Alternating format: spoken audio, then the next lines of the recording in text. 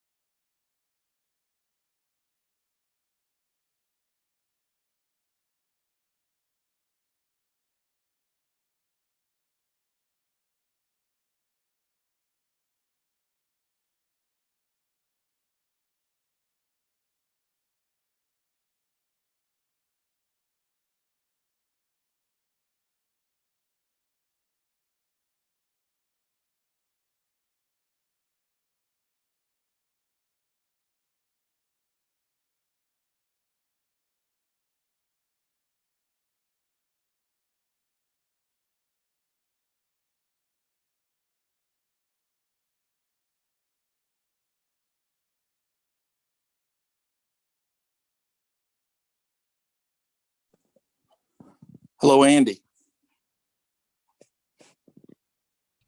Yes, sir. I just want to make sure I was all connected up.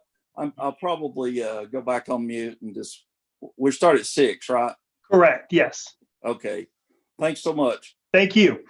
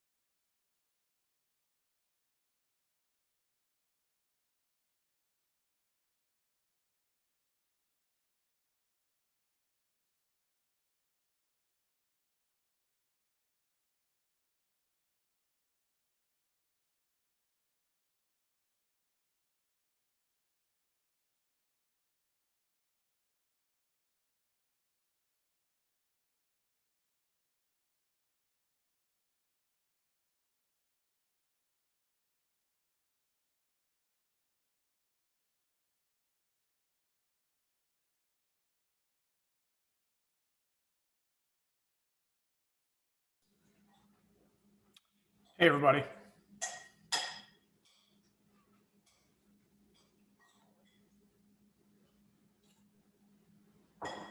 Eric. Hello. Just unmuting long enough to say hi and let everybody know I'm here. Now I'll mute. I think you were the first one that actually came in, and so I think you've made everybody's squares light up here. There you go. All right. I'll go on mute till about 6 o'clock. Sounds good.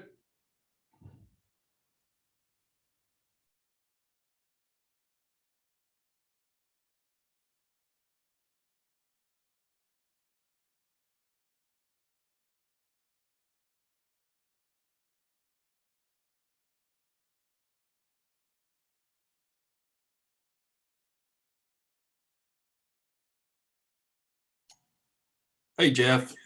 I'm just checking my audio, making sure it would work. This is Tim. Yeah, Tim, you're good. All right. Thank you. Good deal.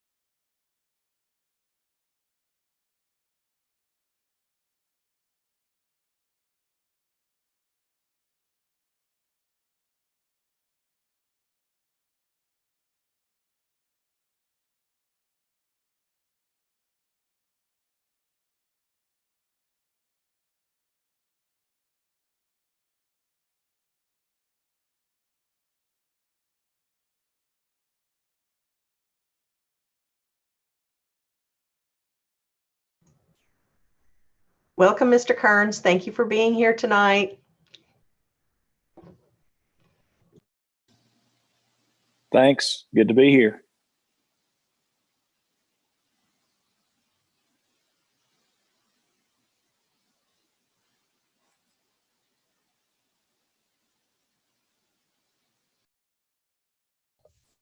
You haven't had an opportunity to be on a computer, have you, Brian? Yeah, this is new to me. You know, I've only done it, I thought it might be. 5 or 6 hours today, so I'm getting the hang of it. Nothing to it. Nothing to it. Yeah. Pixelized. Yeah, I keep trying to mute things in real life nowadays. You know.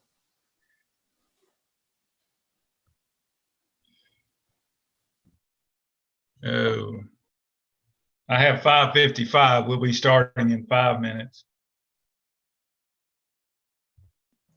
Thank you, sir.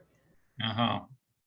And I got a message that the host has stopped my video, which is fine if nobody wants to look at me. I will also remind folks that we are currently live on YouTube. Okay. That's fine. Yeah, I just, whenever 6 o'clock rolls around or close to it, I'll do a 2-minute. Mr. True, do you mind to see if you can, Mr. Welch was saying that that the host had turned off his video. He's done that as a favor. He'll turn it back on.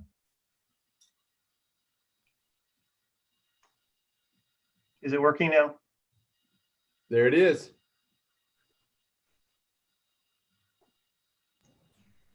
Dr. Wright, thank you for being here tonight. Yes, ma'am. Thank you.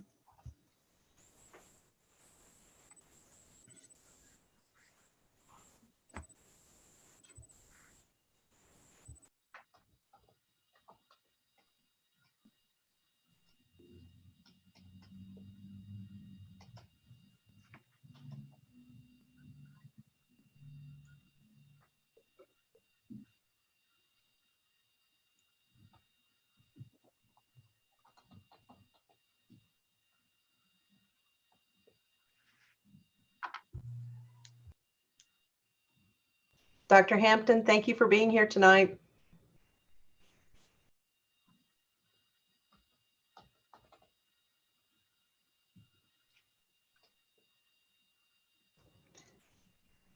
Mr. Welch, I'm greeting these folks because they're here for a very special reason tonight, which is why Mr. Wallen is here with us tonight as well.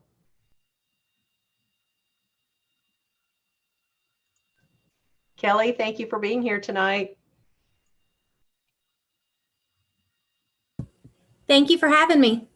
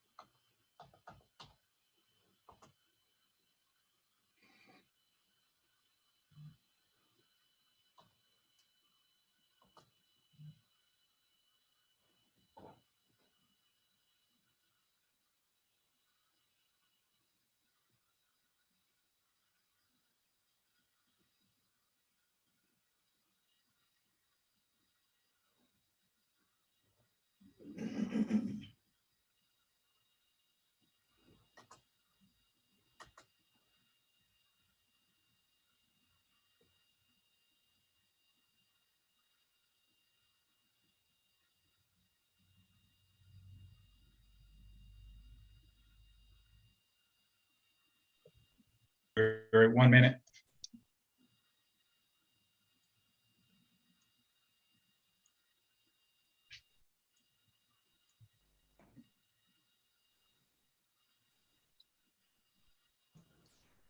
Wendy, thank you for being here tonight.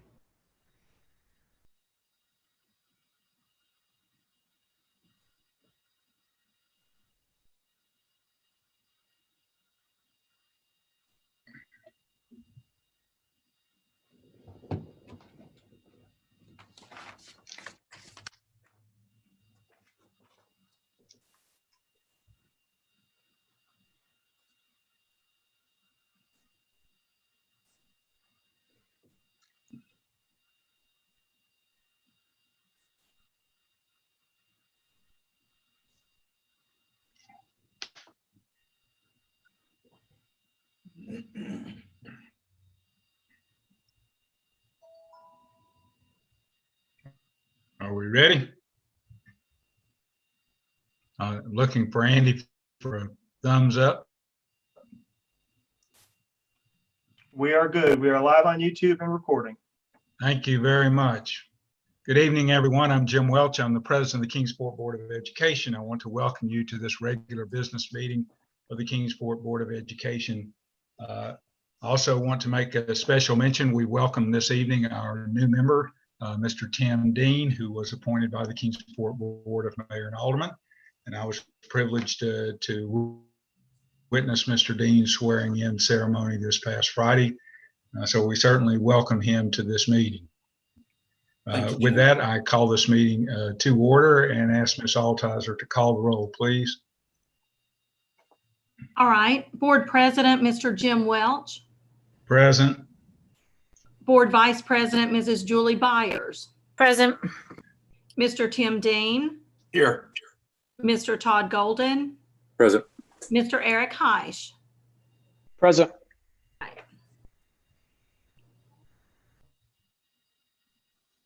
Present. Thank you.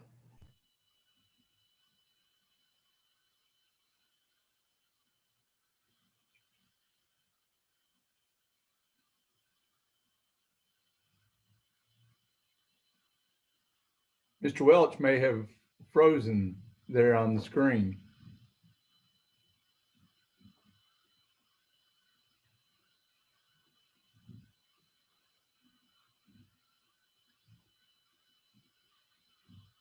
With that said, Ms. Byers, you may need to take over. Sure. Did I just see him unfreeze? No, he just left. So with that, we need to make a motion. Is this when we? Next is pledge on the agenda. Pledge. Of course it's next. All right. Mr. True, lead us in the pledge, please. Thank you very much. And I'll try to awkwardly stand up and stay on screen at the same time. So if you would join me in the pledge. I pledge allegiance to the flag of the United States of America and to the republic for which it stands, one nation, under God, indivisible, with liberty and justice for all. Is Jim back? He has not at the moment. I will keep an eye on the waiting room. All right. So this is then when we need to determine the need that we have to meet electronically and necessary to protect the health, safety, and welfare of the Tennesseans in light of the COVID-19 pandemic. Sorry, Dr. Morehouse, that was your portion. No, that's okay. So you have said, so right now we have to make a determination by the board. And so Ms. Altizer, if you'll do a roll call of the board to make that determination. Mrs. Byers. Aye. Mr. Dean. Yes. Mr. Golden. No.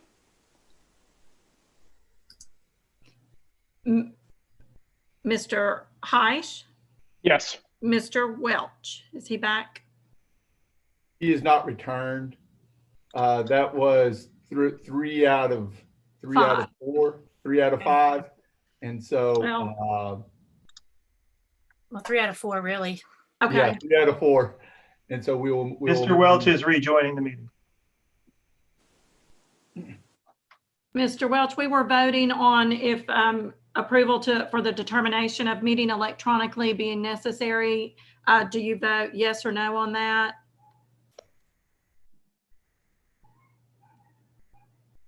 I am back among you. Where are we? Sorry, my Wi-Fi burped out.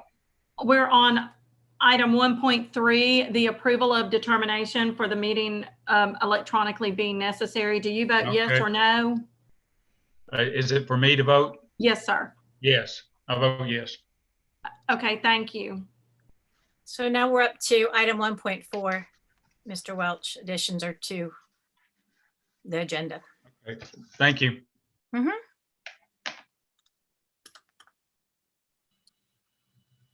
Each member received a copy of the agenda in advance. I'll accept a motion from the floor to move the agenda forward for the evening as presented. So moved. Is there a second? Second. It has been moved and seconded that we accept the agenda as presented. Ms. Altizer, would you call the vote, please? Mrs. Byers, Aye. Mr. Dean, Yes. Mr. Golden, Aye. Mr. Heish, Aye. Mr. Welch. Aye. Okay, thank you. It is now time on our agenda for the public input on agenda items. This is a time when members of the audience are invited to comment on agenda items. It is not the time to speak about personnel issues, as there are more appropriate ways in which these can be addressed. If you are not sure how to do this, please ask one of us after the meeting. In your remarks, you may not refer to students by name without permission from the parent or guardian. If you would like to speak on a topic not included on the agenda, you are asked to submit your request in writing to the superintendent of schools at least 3 business days prior to the scheduled date of the meeting. If you would like to speak about an item included on tonight's agenda, I request that you state your name and limit your remarks to a maximum of 5 minutes. Ms. Altizer, did we have anyone request to speak to items this evening? No, sir, we have not.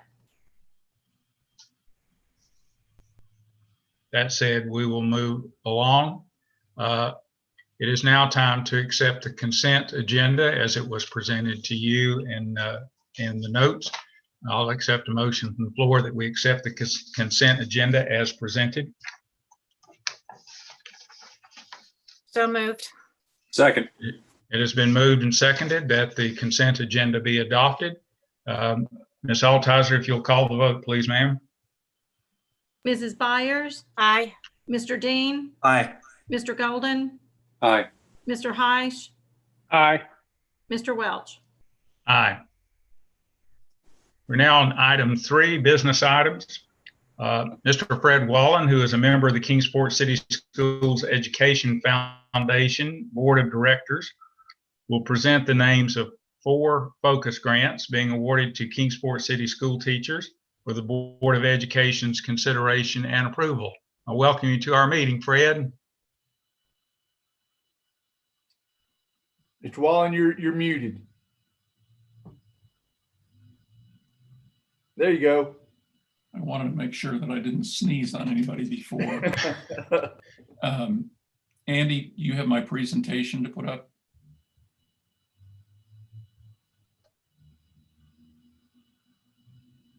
Okay, thank you very much. On behalf of the foundation and the grant committee members are Tammy Davis, Dr. Brenda White-Wright, and myself.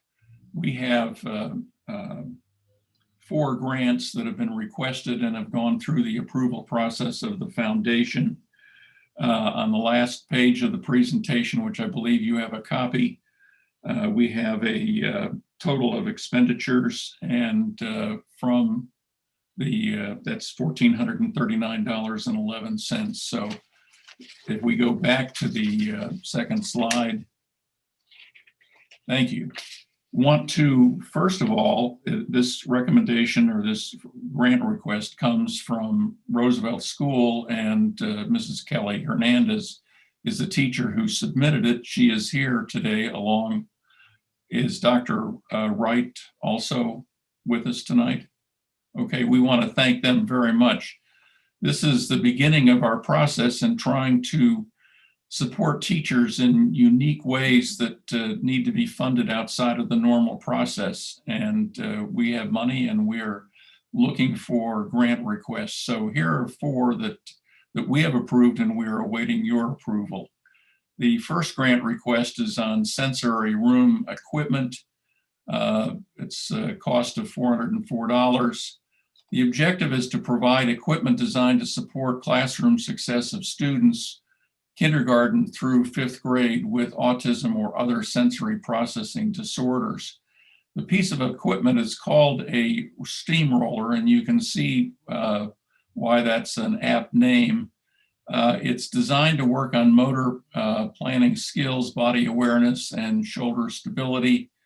It is a very functional piece of device, and it will be put in, if you approve, the specialized learning environment and may be used by all students By research estimate, there are 5 to 16% of school-age children in this category who have processing disorders and can benefit by this kind of equipment. It also looks fun and looks like something that kids would like to use and benefit from. May we go to the next page? This is really a fascinating request, and I know that Mr. Kearns, who is a math teacher at DB, is also the founder and sponsor of the Pulaski Club. He also looks like he came from Central Casting to be a wildlife fireman. And Dr. Hampton, we want to thank you for participating tonight. And I also want to thank Dr. Hampton for putting up our hero sign in DB for all of the students to remember the heroes who have supported us so well in our community. The grant request is for fire ecology research. The cost is $295. There are 2 pieces of equipment, and they are purchased to contribute to the safe study of fire ecology. In 2018, Mr. Kearns started the Pulaski Club at DB to help students understand the effects of fire in our ecology.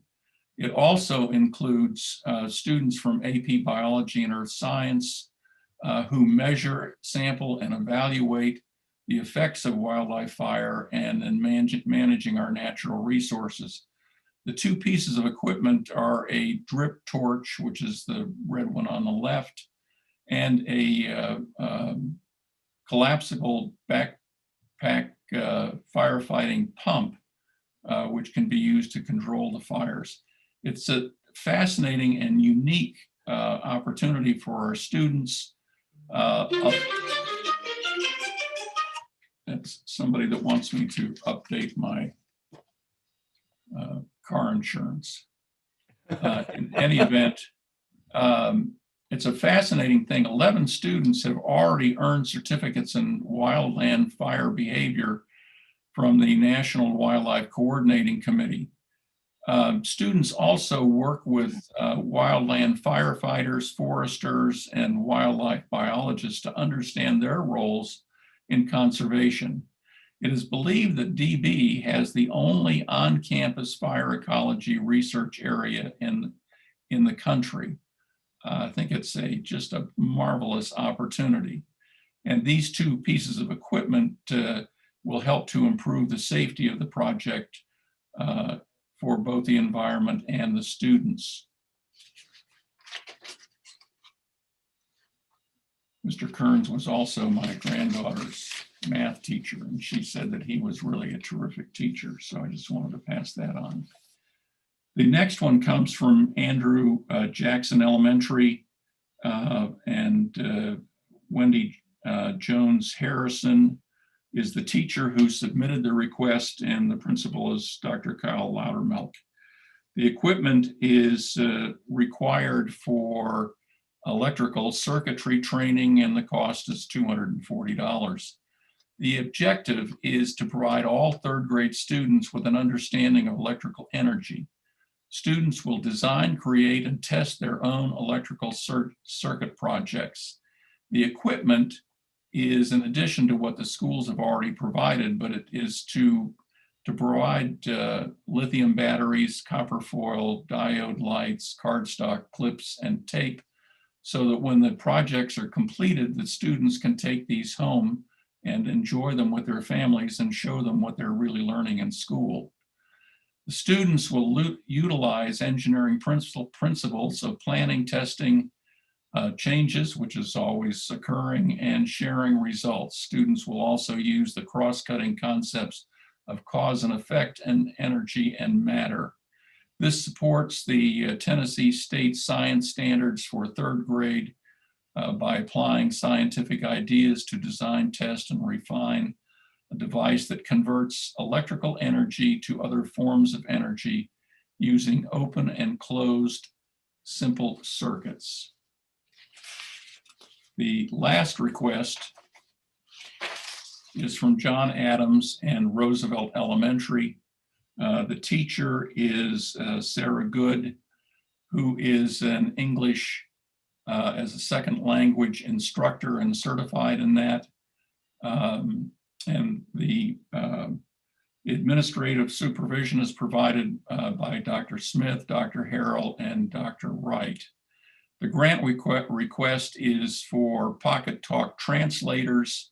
The cost for those are $250 a piece, or $500 total. The objective is to support the instruction of English as a second language and to improve the facilitation of teachers and administrators in dealing with students and parents. It also has been used as an example with emergencies when parents needed to be contacted about a problem with the student. The equipment is the Pocket Talk language translator device and the accessories that go with it. The background on this is very simply that we approved it in February at our grant committee meeting, but because of the pandemic, no action was taken. It seemed like such a good idea that the school district has already funded it for the other schools, but they believed that our funding would take care of the two, which of course we hadn't gone forward with. So we're asking that these two be added in so that all of the schools have this equipment. I want to also tell you that my granddaughter is leaving for Poland tomorrow to teach English as a second language. She's a proud DB graduate. So happy to entertain any, oh, we've got one more, which is just, I'm sorry, the total, you don't need to go back to it. I'll just read you the total. It's $1,439.11. So if you have any questions, I'd be glad to answer them, but we're very anxious to promote this concept among teachers and get grant requests. We're anxious to fulfill them and help the teachers be as creative and innovative as possible. Brad, thank you very much, and thank you for your committee and the review of the work in determining these grants. I want to utilize the privilege of the chair here to reach out and to the teachers who submitted these grants, who are with us this evening, and apologize that we're not in person in a room where we can at least, bump fist or something in a congratulatory way. Ms. Harrison, are you there somewhere? I'm going to try to go through the list here. And Yes, if the board members have questions about any of these projects or comments. I have a question on the steamroller. Okay. Is that I'm going to go, that's the first one, right? That was the Century. first one. Yeah. Yes. Okay. Thank you. Yeah. No problem. I could keep it in order that time. All right. Good. Thank you. I'm just curious, is there a weight limit on the steamroller? It actually goes up to 250 pounds. So I think it'll accommodate all of our students. Oh, good. I can do it too. I've been through it myself. I just wanted, I was trying to look at the, obviously it was just a diagram, but I was trying to understand to make sure because, we have some children that are larger than others and I want to make sure everybody was not, or somebody was not excluded because of that. So, but 250 should accommodate almost any of our elementary school kids. Yeah, I think it should do them all. All right. That was my only question, but it does look fun and I think it's a great idea. Thank you. Thank you. Any other questions or comments for Ms. Harris? None? Ms. Hernandez, thank you very much. The next, I got the names mixed up. The next one is connecting with circuits, and that's Ms. Harrison. Is that right? Yes. Yes. Is she here? Yes, I'm here. Okay. Thank you. You want to say anything about your project? I'm just really excited to be able to do this project. We are hoping to build a good foundation for engineering and learning about electrical energy. They can build something as simple as a light up card, or they can make a 3D building structure and learn to turn on a light in a building. So we're really excited. Neat. Any questions or comments from the board? No, I just like that concept that everybody could take it home and share it with their family. Because so many times we do something really cool at school, but due to limited resources, they can't really take it home. And with COVID and parents not being able to come see their work, I think it's a great idea for the grant so the kids can, highlight and get excited. Yes, that's the most And maybe important parents thing. get excited too. Right, to make and take with them. Yes. Yep. That's good. Are you there somewhere? Sarah? She's muted. I'm unmuted now. Hi. Sarah, go somewhere. No, I'm right here. There, she's there. I think we lost Jim again. Oh no. Ms. Byers, you want to take it? You take the lead then. I'll take the lead again. I'm getting good at this without any preparation. But anyway, Ms. Good, do you have anything else to say on your project? The schools that we've distributed to so far have been very, very excited to receive these, especially in the front offices and clinics and counseling services, because we've had several emergency or close to emergency situations with bilingual families over the past several years.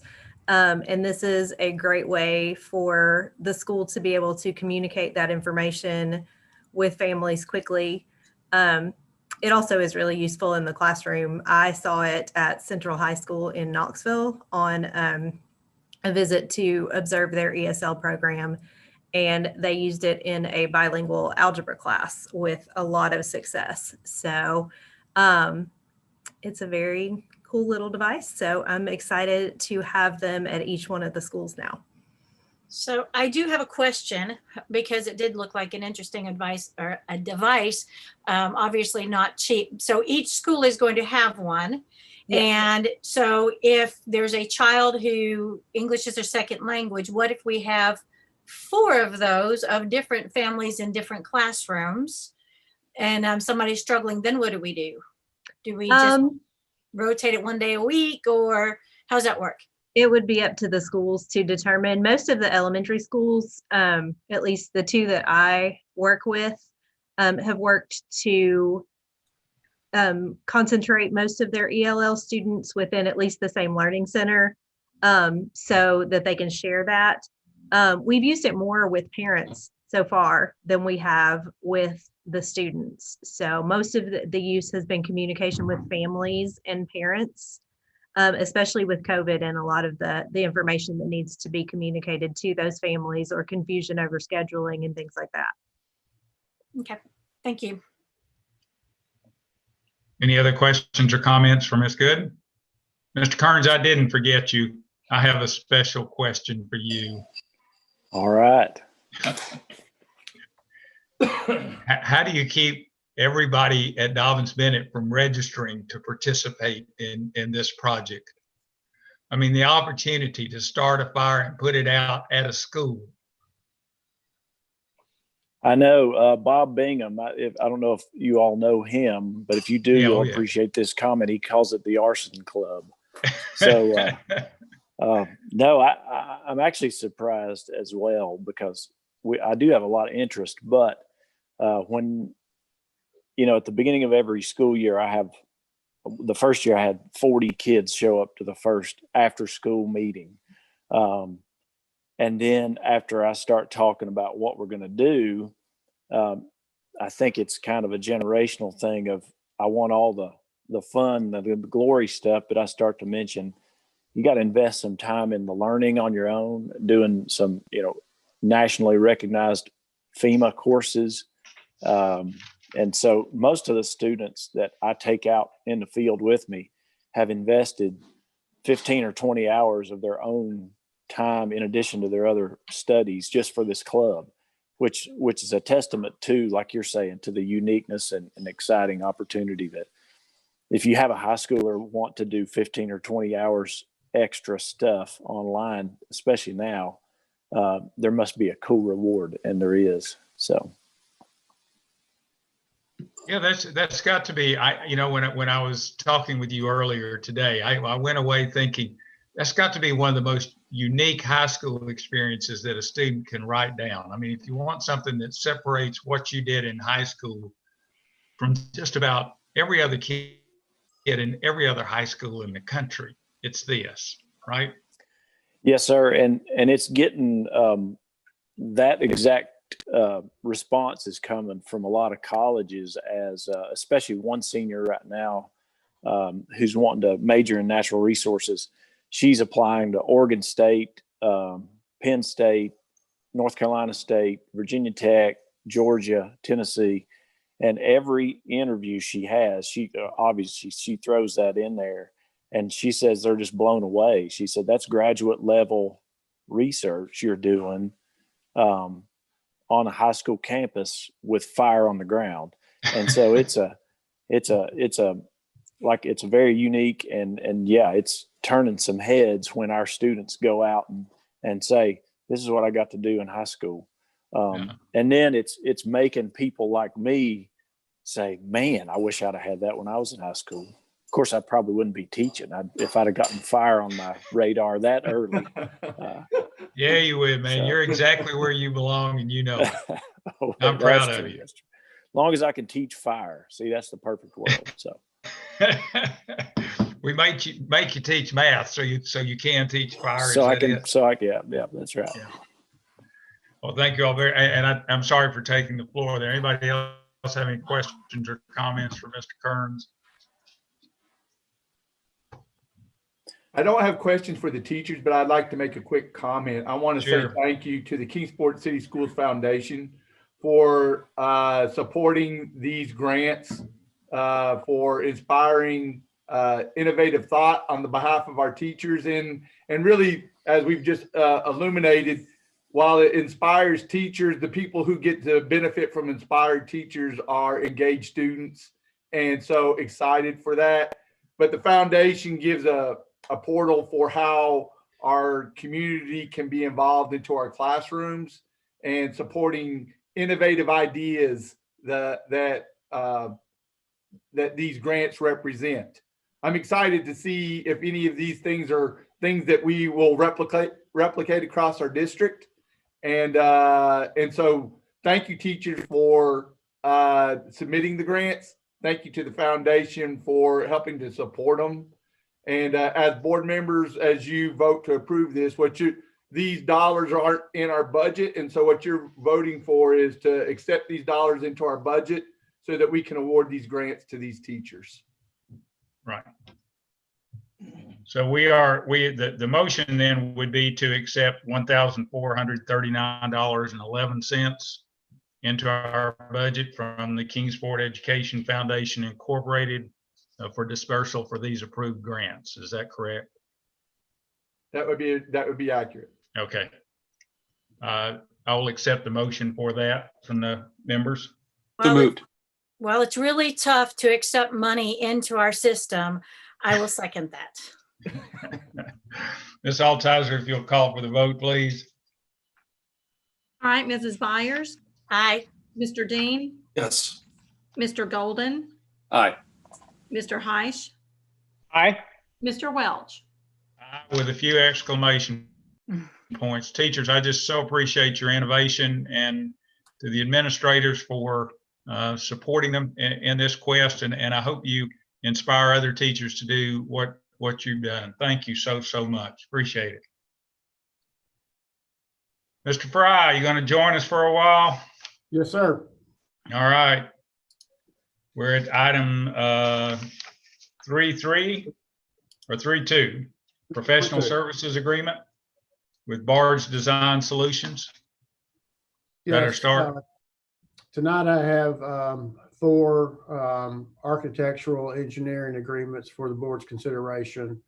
The first one would be for architectural services for the design, bid administration, construction administration for an addition to the Johnson Elementary School playground. This would be a pre-K component to that playground. We are looking at a a total estimated project cost of somewhere between about $150,000 to $200,000. This agreement is for $23,360. We would be looking at bringing a bid award back to the board at their April meeting, with the work to be done over the summer months and with a projected completion date prior to the start of the school year for next year. So I'd be happy to answer any questions the board may have. Board members have any questions of Mr. Fry on this project? I just have a couple questions in general, which I guess it could be towards Mr. Fry, it could be towards the rest of the board members. But in looking at playgrounds, and obviously we have a couple of these on our docket for the evening. I know we've got several happening still in the community, but as I think more about the playgrounds, and they're not cheap, the equipment is expensive. I mean, you would think we're putting in gold-based equipment, but it's what's required, I understand, in order for the durability, and we don't want to be doing this. However, I rewind, and I do feel like playgrounds are essential for our students, but playgrounds are not only for our students. They are a community asset. I mean, look, if you go after hours, you go on a weekend, the playgrounds are being used tremendously. I rewind 2 years and I think about the Castle Playground at Andrew Johnson, and how much work the parents put into fundraising to build that playground. And then we, essentially had to do a lot. There's a little bit of fundraising at Kennedy, but we kind of had to fulfill that gap. So I guess my basic overlying concern is, where does it stop? Is there a way that we can, as a school system, school board, whatever, put a cap on each school for a playground, and then whatever exceeds that, they either have to make a proposal to go back to the city to get the rest of the money, or make a fundraiser themselves, because not every school is going to be able to have the castle that Johnson has. I mean, it's just, that was very expensive, and obviously the parents worked for 6 years to get that funding. So that's just kind of my concern is it 100% our fiscal responsibility, or is there a way for us to, share the cost and make sure that everything is really appreciated? All done. Thank you, Ms. Byers. Any other comments from the board?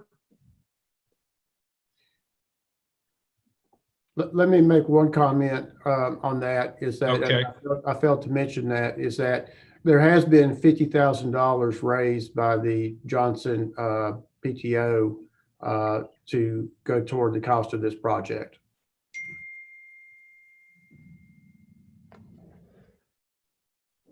So that's about 1/3 of it. Yes, ma'am. I appreciate your comments, Ms. Byers, and I lean there with you. I think it's one of the difficult challenges we have is the different capabilities that our elementary schools have to raise funds for projects such as these. I share with you, I expressed in my conversation with Dr. Morehouse this afternoon that I view playgrounds as essential classrooms for social, emotional, and physical development. It just happens to be that they're outside. And it's an added plus, as you pointed out, that this is a community benefit, but it's an essential part of being in an elementary school. And the fact that we have parents who will partner in the financial construction of these, I think is significant, and I think that that's very worthy. And I'm more than open to examining ways as we move forward through our other schools. What would be a fair and equitable way to shift those cost burdens, because it's also healthy for the school community, I think, as a parent-teacher organization to contribute to that. Over. Any other comments responses from board members? So we're looking at item 3.2. The recommended action is to approve a professional services agreement with Barge Design Solutions for the Johnson Elementary Playground for an amount not to exceed $23,360. Is there a motion from the members to move this? I move that we accept the recommended action. A second? I'll second. It's Tim. Thank you, Mr. Dean. Ms. Altizer, will you call the vote, please? Mrs. Byers, Nay. Mr. Dean, Aye. Mr. Golden, Nay. Mr. Heish, Aye. Mr. Welch. Aye. That would be 3 votes to 2. Mr. Fry? The Item 3.3. second agreement I have for you is another architectural agreement with Barge Design Solutions. This is for the design, bid administration, construction administration for a replacement playground for Lincoln Elementary School. This again has a pre-K component to it, along with a 5-year to 12-year age group component to it. The agreement for Barge Design is in the amount of $27,630. Again, this is for not only the pre-K, but for the whole school replacement playground for that facility. And we're looking at a total project cost on this playground somewhere in the neighborhood of $500,000. And again, the Lincoln PTA has done some fundraising on this, and they've raised a little over $53,000 to go toward the cost of this project. Thank you. Any questions or comments to Mr. Fry regarding this? The recommended action is to approve a professional services agreement with Barge Design Solutions for the Lincoln Elementary School Playground for an amount not to exceed $27,630. I'll accept a motion from the members.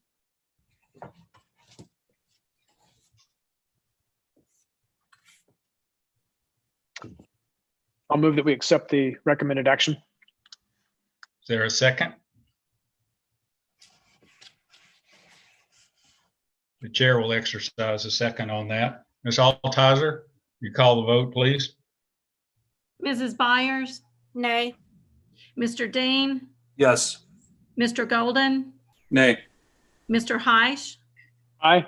Mr. Welch. Aye. Motion passes 3-2. Mr. Fry, item 3.4, please. This was an agreement with Holston Engineering Incorporated for the design, bidding, and installation of a new cooling tower, a replacement cooling tower at Dobyns-Bennett High School. We currently have 2 cooling towers there.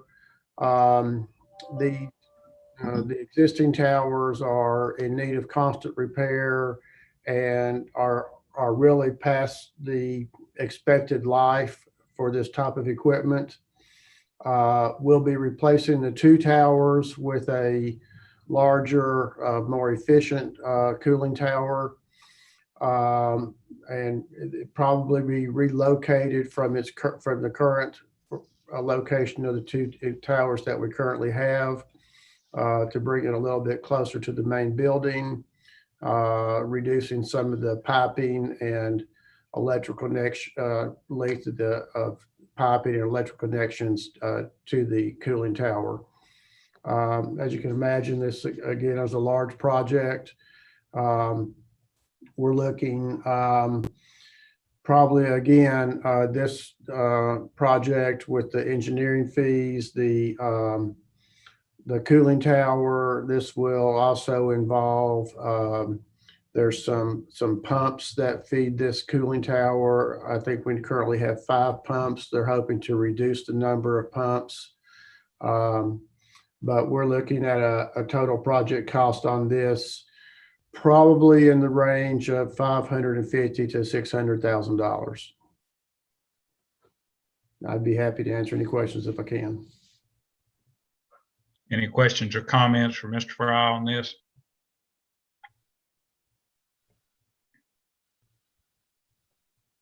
Hearing none, the recommended action is to approve a professional services agreement with Holston Engineering for the Dobyns-Bennett High School cooling tower replacement for an amount not to exceed $30,000. Chair will accept a motion from the floor to accept that. I motion to accept. There a second? Second. It's been moved and seconded. Ms. Altizer, we call the vote, please. Mrs. Byers? Aye. Mr. Dean? Aye. Mr. Golden? Aye. Mr. Heish? Aye. Mr. Welch? Aye. Mr. Fry, another professional services agreement? Yes, sir. This last agreement, again, is an agreement with Holston Engineering Incorporated.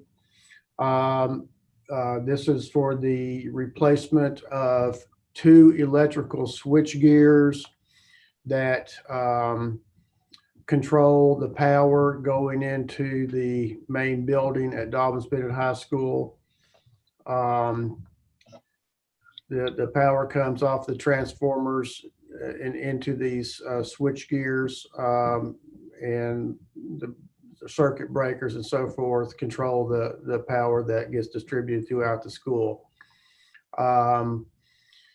These pieces of equipment were our original pieces of equipment that were installed when the school was built in 1967. They are in past their useful life. They are in dire need of replacement.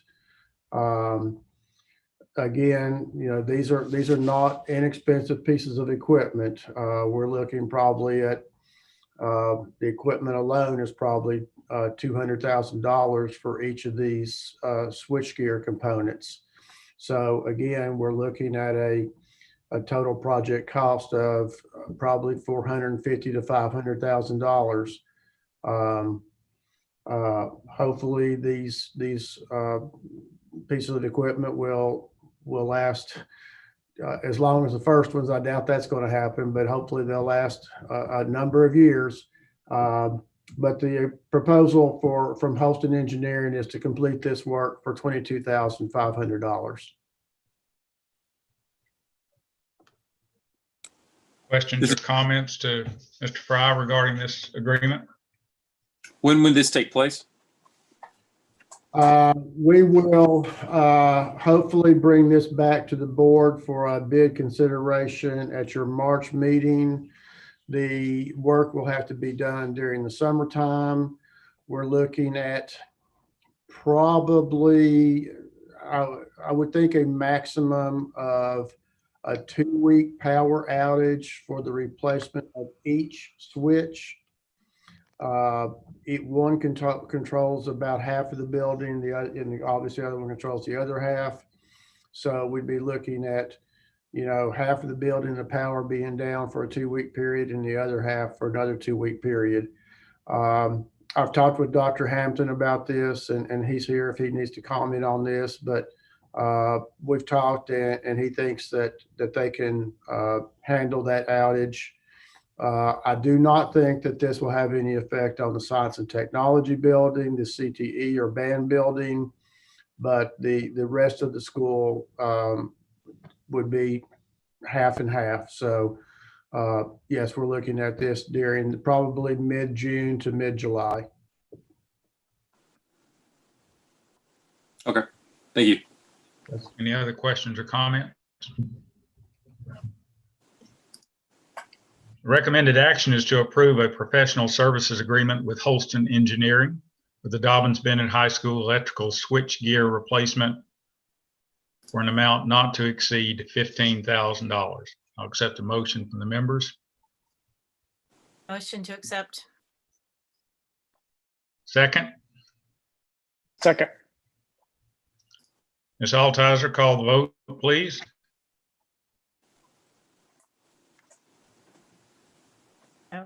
You're muted. Mrs. Byers, Aye. Mr. Dean, Aye. Mr. Golden, Aye. Mr. Heish, Aye. Mr. Welch. Aye. Thank you, Mr. Fry. I would make one additional comment in that both All right. of these items for Dobyns-Bennett were included or are included in the architect's review of the renovation of the high school down the road. So that this will be two things that will get knocked off out of that project. Okay. Thank you for that information, Mr. Fry. Thank you. Ms. Guthrie. Yes, good evening. Thank you for having me this evening. I wanted to bring before you all a proposal to move into 2021 with Kingsport City Schools offering to employees emergency leave for COVID-related reasons that would extend into the new year. I think we just want to make sure to point out in this that the original act that Congress passed in March of 2020 has expired. That did expire at the end of December of this year. What Congress has done is allowed for that to continue on an optional basis. So really, in effect, it has expired. And if employers want to continue that leave, they are allowed to do so. I am making some assumption that people understand a little bit about that leave. So let me take just a minute to give a very broad overview and summary of it. But this is what we refer to in shorthand as the FFCRA, the Families First Coronavirus Response Act, which was again passed in March of last year. And for purposes of paid leave, it allows for employees to receive up to 10 days of emergency paid sick leave for certain purposes related to COVID, typically a quarantine of some type, or having to care for someone who is in quarantine. And that's either at 100% pay for their own quarantines or at a reduced rate of 2/3 pay if it is related to having to care for someone who is under quarantine. So for example, a staff member whose child is quarantined and they have to stay home and care for that child, their pay rate would be at 2/3 pay if there is no other telework or at-home work option available. Then there is an extension of that for up to an additional 10 weeks of paid leave at 2/3 pay, again, for loss of childcare. So if there is and that was part of the act when a lot of the country was closing down and childcares and schools and things were going virtual and closing, but there was some extended time allowed for what's called in that whole piece called the loss of childcare. And so that was the original act of the FFCRA that lasted through December of 2020. Again, there is an option now to continue that or to do something different or not at all. So those options exist now. My recommendation and what I'm bringing to the board is to, for lack of a better way of putting it, continue that practice, continue that leave under an optional COVID leave extension through the same extension period that Congress has given through March 31st of 2020 for right now, with the ability to reassess that depending on where we are with vaccinations and quarantines and things of that nature. We have had quite a few staff who have made use of this leave throughout the year. This would not add additional days. This would be considered more of a continuation of what already exists. That means that if employees have used, for example, their 10 emergency days in the fall, there would not be an additional allotment going into the spring, that those days are used up. And so additional days that may be needed would be on their own paid time, or if they needed to take unpaid days if they didn't have time left. Of course, there's no penalty for that other than the fact that it's not paid, but they would simply be on unpaid time at that period. And so I just want to be clear on that does not mean there's additional time added on to it. We've had over 400 staff at this point, both classified and certified, who have been out for one reason or another related to COVID, and that number continues to mount. Trying not to think of those as some duplicate events. That does not include some duplicate events that have occurred, but just staff members total that have had to be out for one reason or another. We do have many staff who have been able to take advantage of these additional paid days, and I'm glad for it. I think the staff that this most benefits are some of our lowest paid staff. It really helps benefit our hourly employees who are hurt by that when they have to go into quarantine or something of that nature. So I'm happy to answer any questions about it. My request of the board is to say that we would extend that basically under the original FFCRA framework that was in place in 2020 through Congress's extension on an optional basis through the end of March. Questions or comments for Ms. Guthrie? I actually have one question. She probably can't answer it, but it's in the back of my mind. What if Congress decides to reverse this, after next week with change of command? Would we still go through with it through March? So it depends. What do you mean by reverse? Take it away altogether? Yeah, they're recommending, through March. What happens if they say, oh, we've changed that recommendation, we're ending it now? Would we still continue through March?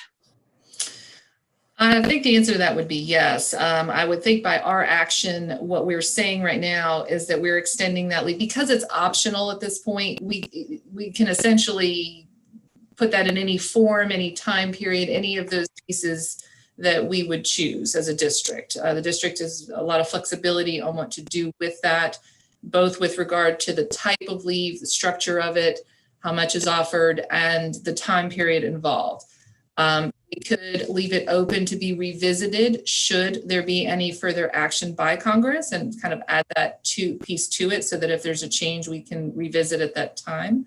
I was hoping your answer was going to be, we're going to keep it in place. So you're good. I won't make you use any other words. Any other comments or questions? This is Tim. This is just something I probably should know. How is this documented?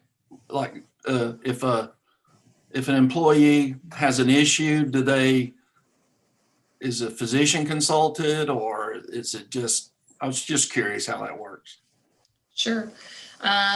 We actually have developed the documentation process on that throughout this period. That's been certainly a learning curve as we've gone through that. From the beginning, the expectation in exercising any of this leave was, number one, there is a form that they fill out and have to turn into Human Resources requesting the leave and indicating what kind of leave they are requesting under those provisions. And then the documentation depends on what they're requesting. If they are out because they are getting tested, we do ask that they provide us some documentation of testing, and that, we're not asking for the test results. They can bring us a note from a doctor that indicates they're going to get tested. They can bring us, if they are okay with bringing us the results, that's fine, or something from the health department. But yes, some follow-up to say they actually did see someone to get tested. If it's positive, again, they have the results from that. And our nursing supervisor, Vicki Johnston, is heavily involved in this and has regular contact with the health department, and actually has just been carrying a huge load with monitoring both our staff and students throughout this process and helping families through this. And so she has a lot of direct contact with the health department, and we confirm positive results.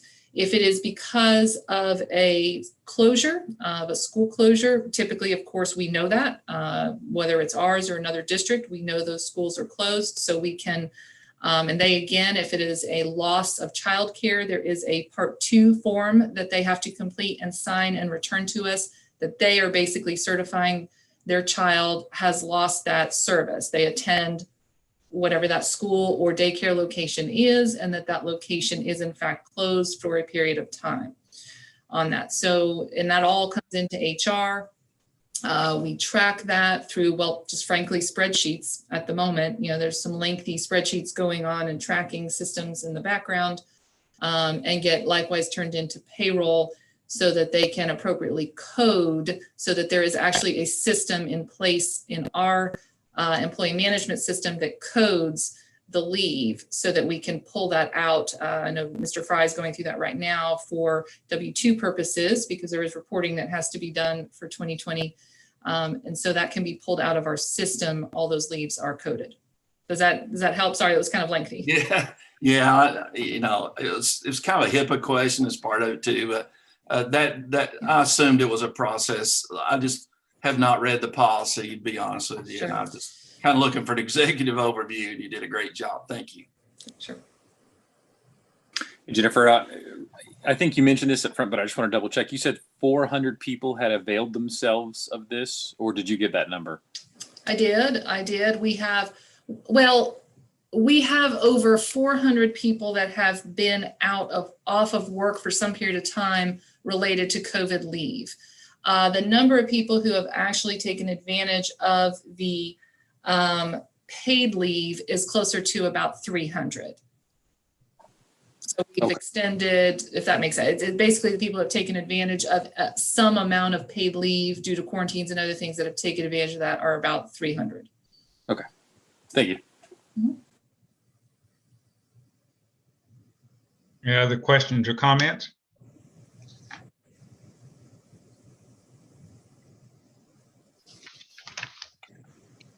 So the recommended action then would be to approve the extension of emergency paid leave for COVID FFCRA through March 31st, 2021. Entertain a motion from the members. So moved. Second. Mr. Golden has moved. Is there a second? Second. Thank you.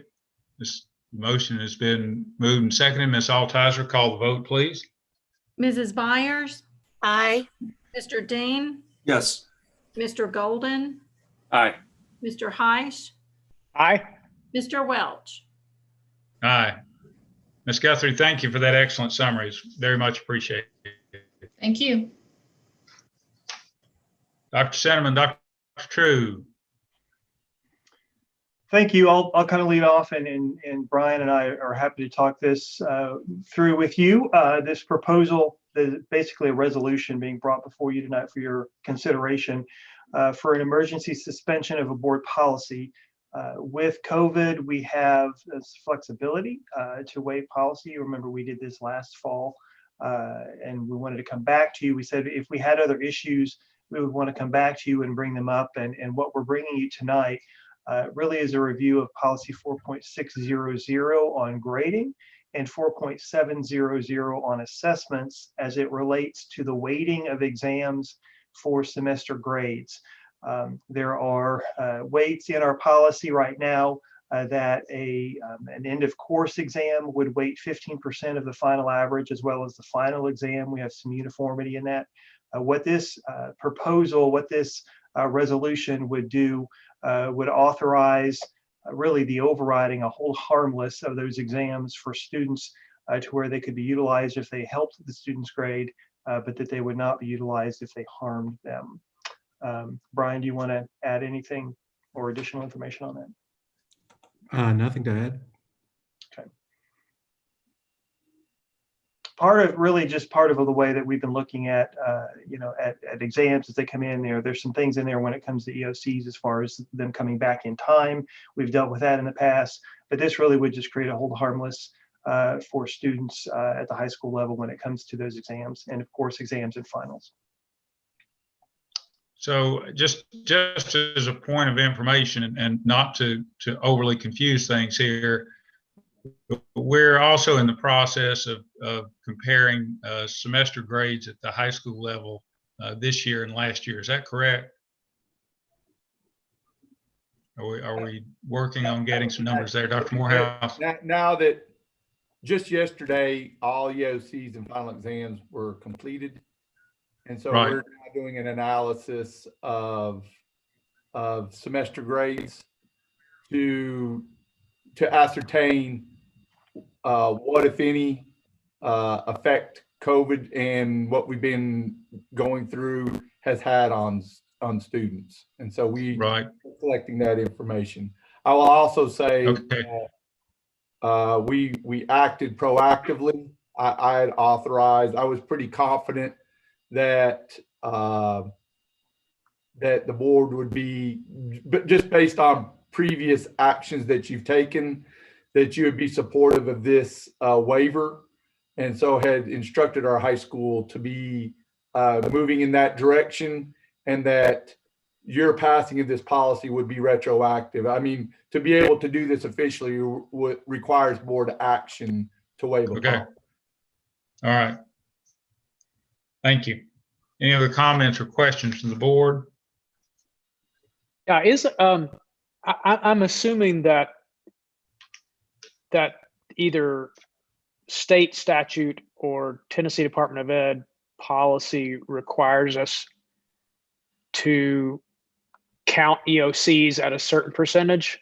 I know in the past that we have waived that because standardized tests were not available, that the scores were not in time.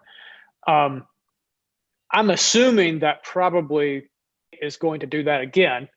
However, I don't know whether they have already taken that action or not. Do we, or is this something that's completely within our control to do? So, Mr. Hoffstead, what you just said, that it's a standing in policy that if you don't receive scores within 5 days of when they that you have this ability. Because we've waived this before in the past. Correct. Right, but did we waive that when we did it in the past? Did we waive it after the state gave us flexibility to do that, or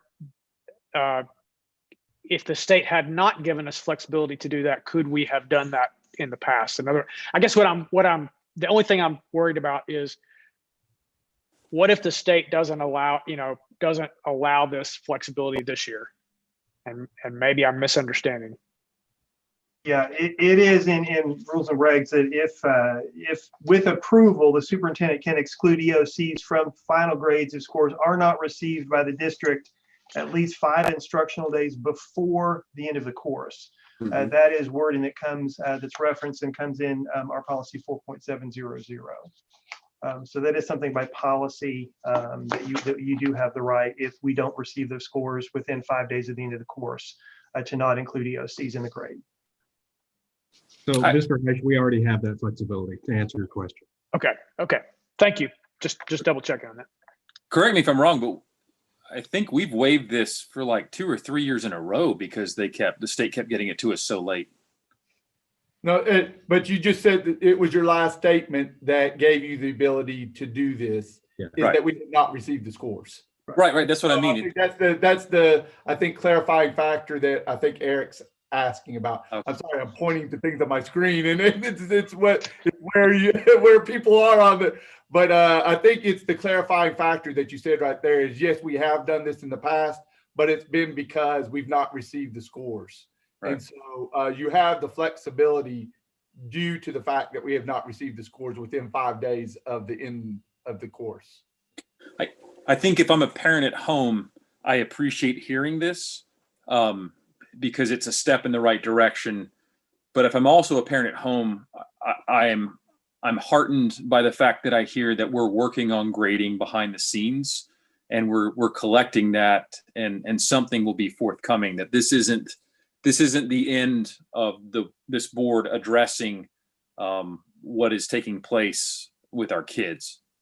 As we analyze, now that we have this information and we analyze this, I'll be sharing this with the board, and then the board can make a decision if there's a need for a policy or override to do anything. And if that would be the case, then you have that decision-making authority. But yes, right now it would be premature to say what, but right now we're analyzing that to see what, if any, impact that there has been on grades as a result of what we've gone through. So. But to kind of pivot off Eric's point, what does the state require us, and what purview does this board have as it pertains to the grading? So if we look at the data, it shows a pretty negative trend. Is there something that the state requires that we have to do, and then is the rest of that stuff within our discretion? What the state requires is that by statute, and I'm looking on my screen to Dr. Cinnamon and Dr. Hampton, but where it's very specific in policy and statute is that there's established a unified grading scale that applies across our state. And so we don't have the ability to create a different grading scale as it applies to 9 through 12, where we would have to look at if there was a need for something is in the calculation of that final grade. Because once the final grade is established, then whatever it is has to be, whatever it is as it falls on that scale is how that has to be applied. Yeah. For those who are listening in, what we're confronted with is the grading system for schools all over the country, not just in Tennessee and not just here, but it's constructed for students to be in a classroom 5 days a week, 180 days a year. And so, and Tennessee has a set standard for things like the Hope Scholarship for students to qualify for that.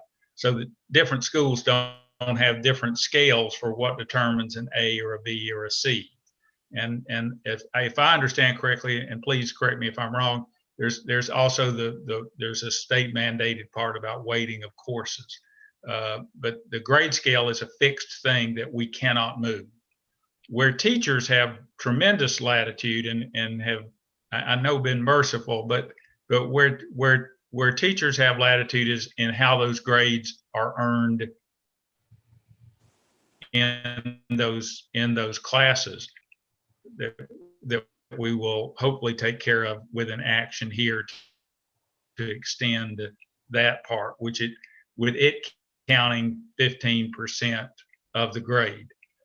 So if we take that off and make that retroactive through that first semester, and then as we lean forward in getting the data and get some hard numbers as to what the differences are between first semester this year and first semester last year, then we can probably come up with a better construct of ways to address those issues. Understanding that everybody everywhere is in the same boat. This is, you can't pick up a professional periodical or even a newspaper and not read about school systems experiencing this everywhere, that the grades are down. So we know that's a reality. What we don't know is, I don't know, is the exact size of that reality here. But I do know it's something that we need to look at and address. From my count, children have been in classrooms 32 days on the year so far. I could be wrong.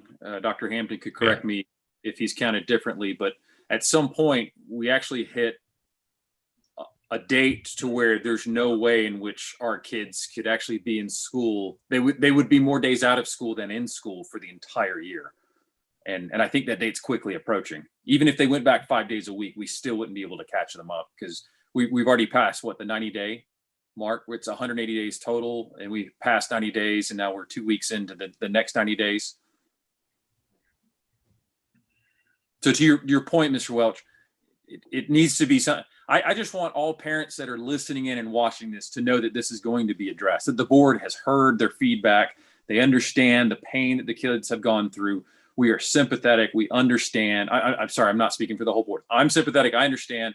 All the board can speak for themselves individually, but that this is going to be addressed. Everyone, please take a breath. Understand that I'm a parent as well. I've been right there with you, and this will this will be addressed by the board. Just hold. We're tight. working on it, Mr. Golden. Yeah, right. We're just hold tight, everybody. We're getting there. Yeah. Right. Can I rewind a minute? Because apparently I'm missing something entirely. I've read this document several times. I am authorizing the emergency suspension of board policies, specifically policy 4.6, the grading system, which is basically put in place for COVID to say that we're not going to penalize our children. And if a test is beneficial at the end of the year, we will count it. Otherwise, we're not going to count it. But I'm suspending that. So what am I going to replace it with? And the same thing with the assessment program. So if I'm suspending it, I've missed something apparently. This is logical to all of you, but it's not logical to me. The grade would be calculated, and Dr. Hampton or Dr. Cinnamon, feel free to jump in, but the grade would be calculated, the final grade would be calculated without the inclusion of that 15% weighting. Or if the 15% weighting was included and it raised the grade, then the higher grade would be the grade of record. But I'm suspending that because that's what the document says. You're suspending the policy that requires the 15%. Policy requiring the 15%. The existing policies require. This makes the 15% optional. It's not required. Yes. It's only in use if it improves the student's outstanding. And I was getting that, but when I read this and it keeps saying emergency suspension of board policies, and it has these two as what we're suspending, is where I was confused, because I thought policy 4.6 is what we were doing essentially. If the grade was going to bring it, the final was going to bring it down. But the way the document was worded, I just couldn't get beyond. I'm suspending these two portions, which is what I thought we were actually living by. It's actually not suspending the entire policy. It's suspending a particular provision of those two policies in those sections where you would require a 15% weighting. Okay. That's why you do your job.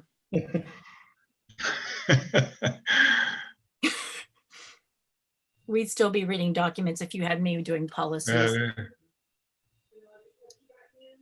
Any other comments or questions? I want to thank everybody, Dr. Hampton, Dr. Morehouse, Dr. Cinnamon, Dr. True. Thank you all so much for working on this. The recommended action is to approval a resolution authorizing the emergency suspension of board policies 4.600 grading system and 4.700 assessment programs for the remainder of the 2021 school year. I accept a motion from the floor. So moved. It's been moved. Is there a second? I'll second that. It's been moved and seconded. Ms. Altizer, call the vote. Mrs. Byers? Aye. Mr. Dean? Aye. Mr. Golden? Aye. Mr. Heish? Aye. Mr. Welch? Aye. Thank you all very much. We're now to the committee reports. I have some. I know you guys are all shocked. I think I'm the only one that has committees that are meeting, but the diversity committee I'm on that is part of the city and not part of the school system, we met right about the time our school was breaking in December. Had a very enlightening presentation by Jeff Fleming on Move to Kingsport. And we were talking about a lot of the data on people coming to the area, how popular this area is right now. Obviously, we've had a limit in the number of trade shows that we've been able to have. And So trying to get some new people just to visit the area has been a little bit restricted, but he's passed out a lot of information. There's some questions asked about how are we attracting people of different races and ethnic backgrounds. And he didn't have a lot of data. We have to wait for the census, which of course, I have a little bit of, passion about as well, but you're not going to get a census update from me. You're lucky. So we have to wait for the census data before we can really figure out if there are any changes in racial demographics. We also had a really interesting presentation from Adam Dixon, who is out of Johnson City with the Langston Project, and he has filed for a 501c to continue his movement. And he's been working with a group out of Boston. And he had a lot of interesting stories and data on diversity and inclusion and what's been in place for a few years and how it's starting to gain momentum, especially in Johnson City and in Greenville. And he's going to kind of help with Kingsport to figure out. They've been very successful in, as mentioned, Greenville and Johnson City in order to attract people of different ethnic backgrounds to their communities. He's going to share some of their strategies. And now that they're going to apply for their 501c, he can do a lot more on the marketing side. And so we can see, we've talked in the past, how can we get more teachers with racially diverse backgrounds? How can we get more people on our Board of Education or our BMA that are not quite so white? As I look at all of our cute little faces without masks. That's a very pleasant thing, by the way. I've missed all your smiles. But anyway, he was going to help us come up with some ideas as to what we could do to make people more comfortable to run for political offices. So it was a very interesting thing. He also has a group that was started. It's copied out of Charlotte, actually, and I kind of had to chuckle at the name, but it's called Outdoor Afro. And it is trying to attract the outdoors to people of the African-American race, as people of the African-Americans are getting more involved with camping and hiking and biking. So it's a whole group to figure out how we can inspire that. And in our area, it's a perfect place to get anybody out hiking and biking and camping. But he was going to work with us on how we could do some more things and cater towards more racially diverse groups. And then Becca Sutphin from the Chamber is working with our Sullivan County Sheriff and our Kingsport Police Department. And there's actually a hotline. We didn't know about this. So if you feel like you are being discriminated against or bullied because of your racial background or ethnic belief, you can actually call a hotline. And so they're going to work on putting a flyer together, because a lot of people don't realize that if they're being racially profiled or discriminated against, they can actually call and have a discussion. And the Times News is going to reach out and do a news article on everything that we are working on. And they're going to focus a lot on the diversity portion throughout the month of February, which is Black History Month. And Kingsport City Schools, represented by Teresa, is going to figure out what we can do in order to get more of the Black History Month out into the Times News, into our school system. And she also was working with some of the media, WKPT and WJHL and the Chamber, and I'm on the team with her, as well as two other people, to figure out what we can do to communicate more about racial diversity and what we can do to close the gap here in Kingsport. So tomorrow we have our Kingsport City School-based ethnic diversity, racial profiles, not profiles, encourage courageous conversations about race. I see Leanne is on the line too, and she's one of the key leaders in that group. So we will be meeting on that tomorrow. So at least, something's moving forward. I also, I had the other information on food, because that's always important right now with all the COVID situations. But January food distributions for Kingsport and Sullivan County schools. If you're in the South Zone, it's January 27th from 9 to 11 at Southview Community Church on Moreland Drive. If you're in the North Zone, it's January 27th from 12 to 2 at Bloomingdale Baptist Church on Bloomingdale Road. If you're in the Central Zone, it is January 28th, and that is 9 to 11 at Bluntville Christian Church on Bluntville Road. And the East Zone is January 28th in Piney Flats Baptist Church in Piney Flats. And that's all I have on my updates. Thank you, Ms. Byers. Any other members?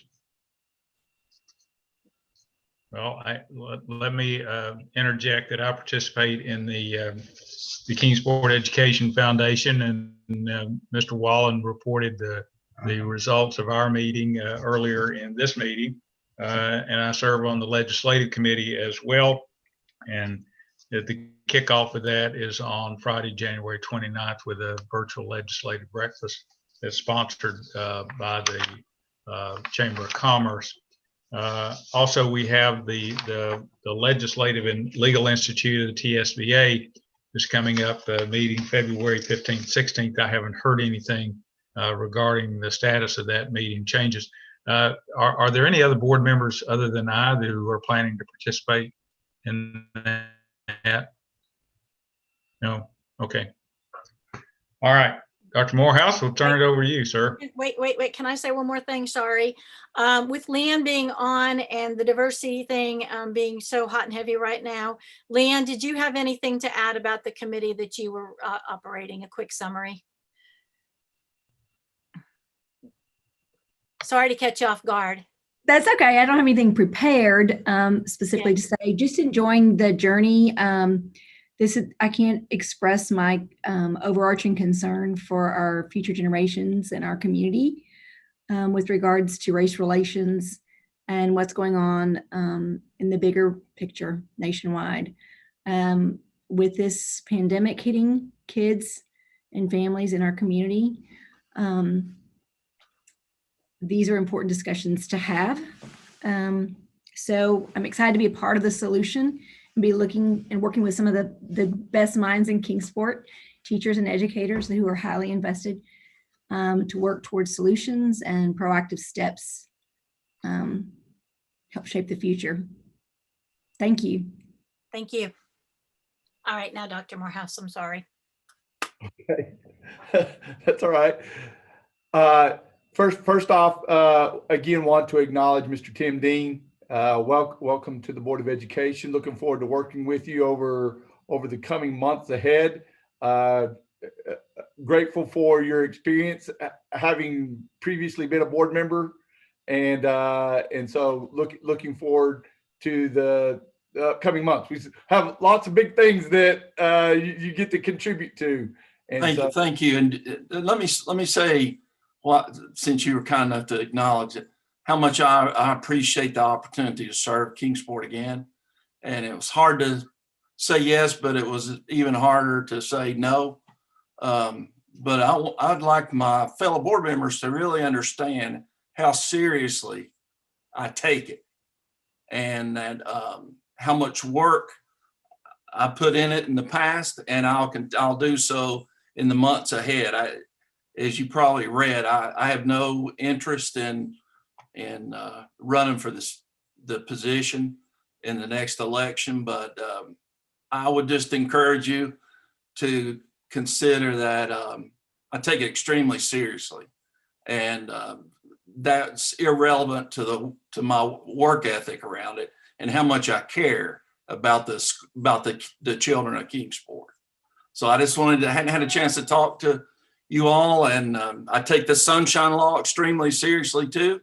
So that really limits how much we can communicate and get to know each other. So I just kind of want to take advantage of the moment. Thank you, Dr. Morehouse. I appreciate it. I appreciate you jumping into there and saying that. That was the same kind of passion. What everybody just saw is the same kind of passion and commitment that I got to witness when I first got to meet Mr. Dean. And so again, thank you for stepping into this space at this time. Want to announce to our board, if you'd like to circle on your calendars, January the 28th, if you would like to be able to join us here at the ASC, that will be our day for budget presentations. We'll have our principals come in and share with us on that date, but January 28th will be that day. That's typically what we do that on Martin Luther King Day. We've made that we've made a conscious effort to move that to another date so that our schools can engage in activities to recognize the contributions of Dr. King. As we get ready to start into this next week, our health department again has wholeheartedly supported our return to school on January the 19th. They endorsed the return back in the manner that we were when we closed down before break. As people saw in second semester, the guidance that they've been giving us from the health department to the school system as we get started again is to take a surgical approach to when we see active cases inside our school district. In that, we can end up making decisions that close down classrooms, grade levels, or schools. And we saw that happen in the fall, most notably between Thanksgiving, between Thanksgiving and Christmas is where we saw that happen most notably. So as we get started, we'll be taking that same approach for every case that as we make those decisions, we have a decision-making tree that Mr. Nash and Dr. True follow. They keep a notebook and those aid in the decisions of whether we've got it isolated or whether we need to shut down a classroom, a grade level, or a school. And so those are the things that we follow. So as we come back, the one distinction that we're going to be making as we come back is in the change to our hybrid schedule, something that we heard feedback from parents and families that we want to make an adjustment to is instead of it our hybrid schedule being for our middle and high being AA, BB, is that we would go AB and then AB again, so that you would have 2 instructional days over the course of the week if we're in a hybrid schedule. And our elementary students will be returning back at 100%. And so middle will be hybrid as before, but will be in an AB format. And then our elementaries will be 100%. That will be the case through January. We're working closely with the health department in our vaccination schedule of our staff. We anticipate that coming soon, but in working with the health department around the vaccination of our staff, we're also working with a plan to accelerate the return to face-to-face as quickly as possible. And so we have plans to try to get students back to face-to-face, but that's also in coordination with our vaccination schedule for our staff. Once we get that vaccination schedule, there'll be 2 dates that if we're not in hybrid and that we're already to another phase that we'll need to cancel, but there'll be 2 dates that we'll need to go virtual once we know what those dates are, because we'll need to be able to set up so that all of our staff can come in and become vaccinated. Once we get that, depending on the vaccine that we give, and then once we administer that, depending on the vaccine, that the next vaccination would be either 21 or 28 days later. We have surveyed our staff, and while we haven't gotten 100% response rate back, of those respondents back, we have, it's been indicated that we have a 90% acceptance rate of people that want to be vaccinated. And so really I'm really proud of our staff demonstrating their commitment to wanting to be in front. I mean, that really is a demonstration on the part of our faculty of their desire to want to be in front of kids. That I don't know any other employee group that has a 90% uptake rate. And so really, really proud of our employees. And so as we work with that, again, we have our meeting tomorrow with the health department. We'll be able to receive some more information on that schedule, but we are working closely with them, again, trying to come up with a plan to add instructional days back to our calendar to the point that Mr. Golden had made earlier, to try to add instructional days with the ultimate goal of getting our kids back to face as quickly as possible. So with all that said, I'll conclude my report and turn it back over to you. Actually, Dr. Morehouse, I apologize. What you just said about the high school going back to an AB, could you expand a little bit on that? That's news to me. So, sorry, so in that we are going to go, it used to be AA, right? At the beginning, and then BB.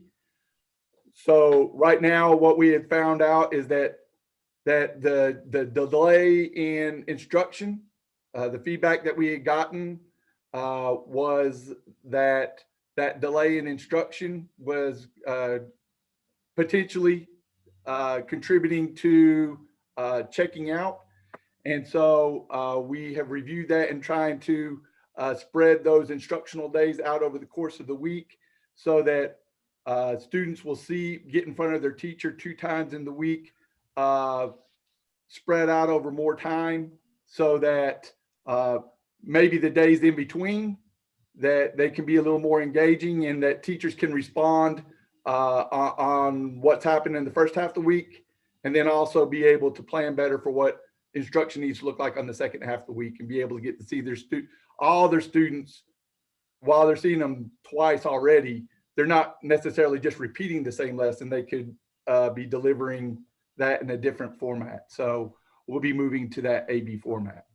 Does that mean that kids, say with a last name of A, would they be, instead of going a Monday and Tuesday, they're going to go like a Monday and Thursday? They will be going a Monday, Thursday, and a Tuesday, Friday. Okay. And Thank you. So again, that's trying to improve, trying to do what we can to respond to feedback, and trying to improve the modalities. And again, just as we know more, trying to do better and continue to move in that direction. Perfect. Thank you. You bet. Any other questions or comments for Dr. Morehouse? So our next scheduled meeting is our work session on January 26th. I'll ask the board members to circle that on their calendar, as it may be necessary to have a call business meeting immediately prior to that. So if you'll make room on your calendar for that to occur, we'll know that in just a few days. I thank everyone for their participation this evening, and we stand adjourned. And it is great seeing everybody's face. We still have tea. See y'all. Good night.